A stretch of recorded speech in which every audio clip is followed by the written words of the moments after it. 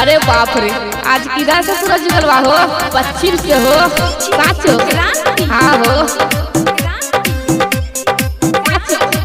हाँ हो।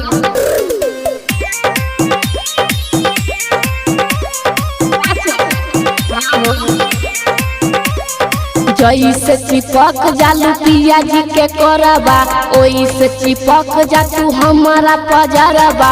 ढेर दिन के बाद अइलू अपना नैहरबा, रतिया के चढ़ के है गाड़ी बुलरबा। रील पर दिल दा, प्यार वाला फील दा।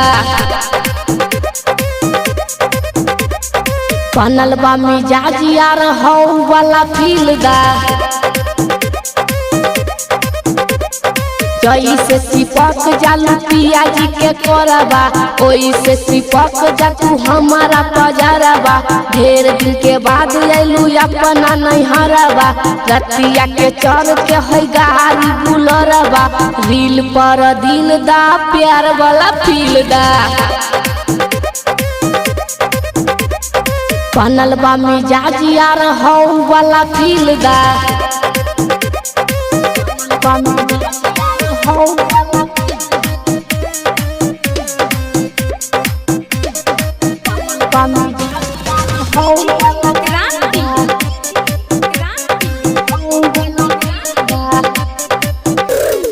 तोहरा से मिले खातिर अइली हो, ढेर दिन रुक पिया गइले बाहो।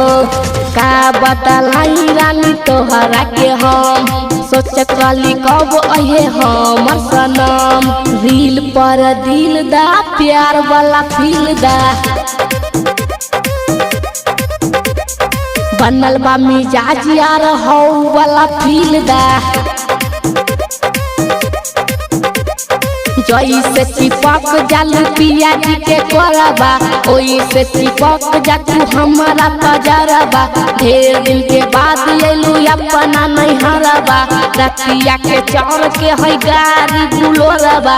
रील पर दिल दा, प्यार वाला फील दा। बनल बा मिजाज यार हौ वाला फील दा।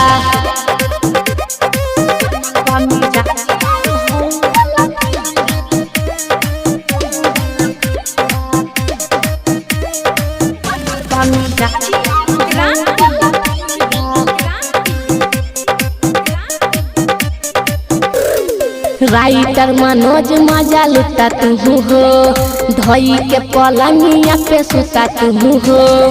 छठबा में चुमा अपना देत बारू हो, पहले जकाया बहु करत बारू हो। रील पर दिल दा, प्यार वाला फील दा। बनल बा मिजाज यार हौ वाला फील दा।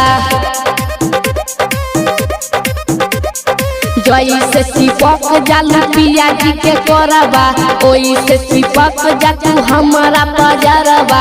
ढेर दिन के बाद अइलू अपना नैहरबा, रतिया के चढ़ के है गाड़ी बुलरबा। रील पर दिल दा, प्यार वाला फील दा।